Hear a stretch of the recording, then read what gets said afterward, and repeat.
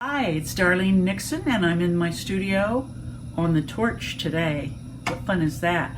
So what I want to show you today is one of my favorite beads for my necklace. It's winter moss. So we've got the torch cranked up. I'm going to put on my diadem glasses to protect my little peepers. I'm going to put on my magnifying glasses so I can see teeny little details. And we're going to start building this bead. So this is going to start with a base glass of black, this rich black. I just love it. All the glass that I use is from Murano, Italy. I've been fortunate enough to visit there 3 times. They just make fabulous glass. And this is soda lime glass, so you can see it gets pretty drippy pretty quick, about the consistency of honey. And it's melting in my oxygen propane torch at about 1800 degrees Fahrenheit. And what you're going to see is we're going to start building the base bead on this stainless steel mandrel.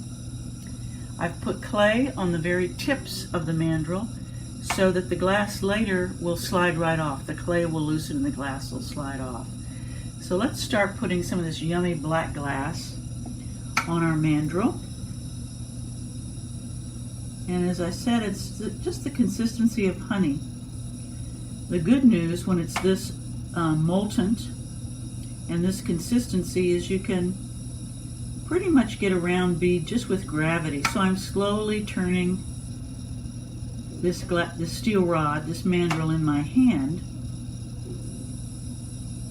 and you'll get somewhat of a round bead. But I'm usually in a hurry, so I've mounted a graphite marver on top of my torch so that I can shape the bead a little bit faster rather than waiting on gravity. And you'll also see that I work with a handheld marver.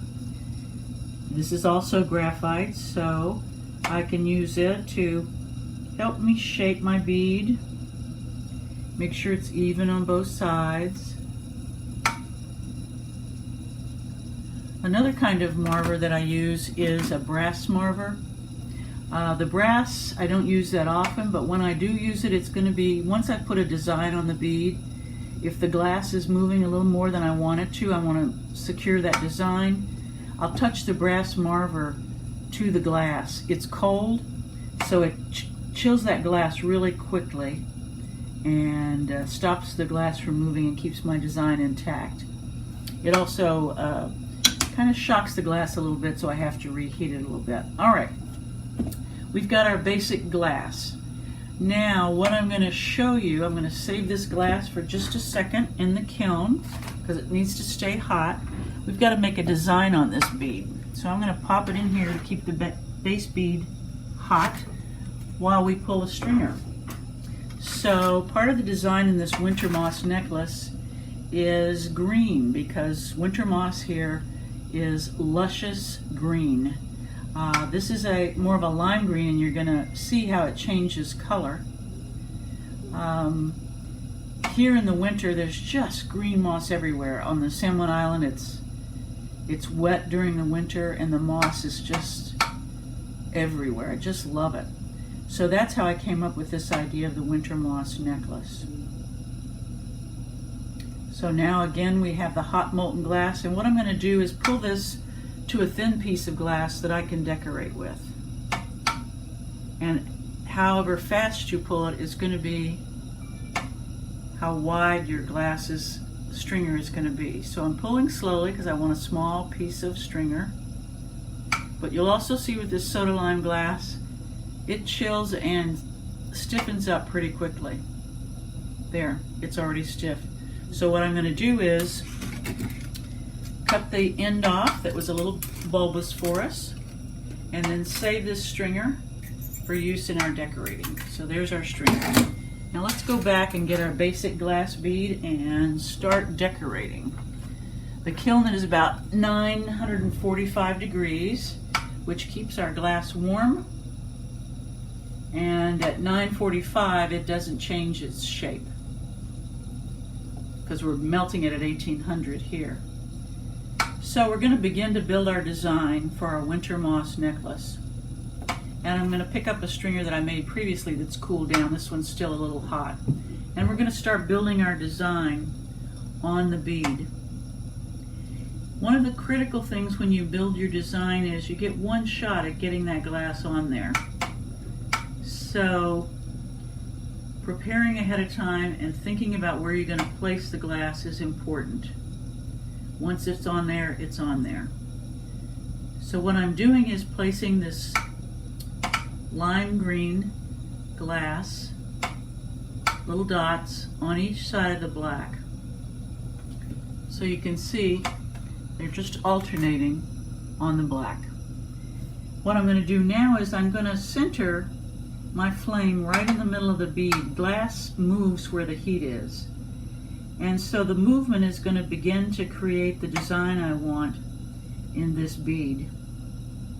And it's melting pretty quickly and we're beginning to get our design. Some of the challenges in working with glass is when it's hot, you're not really seeing the color. You'll be able to see the design in this.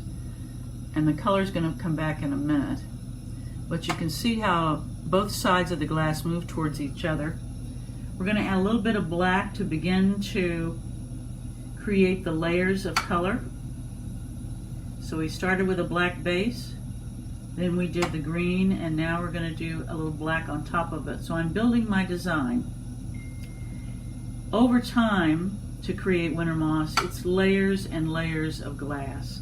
You're going to see 2 layers of the design today, but imagine, if you will, that I'm spending a lot more time with this in building those layers up. I love to see layers of glass. It kind of gives a depth to that bead. So I'm melting in the black that I just put on. I'm going to get on my marver and reshape this bead a little bit. And now I'm going to show you how far we've gotten with the design. So you can begin to see the base black, then underneath, on top of that was the green, and now we've added black. Over time, I'm going to add more and more layers, but today, to just give you a sense of how this finishes out, once we had all those layers on there, what I would then do is encase the entire bead in this really yummy, this is a transparent gray, a light gray glass, again also from Murano, Italy. I'd melt this in our 1800 degree torch and encase the entire bead in this transparent gray. That gives me a much richer color of green by putting this transparent gray on top. There's not a huge amount of color options in the glass, so what I've learned over time is to combine glass and layer glass to get the color I want. So once I had encased this entire bead in the transparent gray, because we've put so many layers on it, it's a little stressed out. So we then put every bead that I make into the kiln at about 945 degrees. There's a little shelf in there I'm laying it on. And what I'll do is, with my controller on my kiln, overnight I'll slowly lower the temperature of that bead to room temperature tomorrow, and what that is called is annealing your glass bead. So it's really strong glass bead after being annealed overnight. When it comes out of the kiln, here's what it would look like. So there's our winter moss bead. It's still on our mandrel, so I'm going to stick this in water. The clay will come loose and I'll wiggle my glass bead off. Isn't that beautiful? I love those colors together, and you can see how that transparent gray has really given a darker wintry feel to the whole bead. Once we get the bead off the mandrel, then we turn it into jewelry. And here is what the winter moss bracelet, necklace actually, what the winter moss necklace looks like. Isn't that gorgeous? So we've combined my bead with black onyx beads. There's some Swarovski crystals sprinkled in here, and sterling silver beads in a sterling silver clasp. So that's the winter moss necklace, one of my favorites. You can see it on our website. Go to nixonartglass.com. Thanks for visiting my studio today. Bye.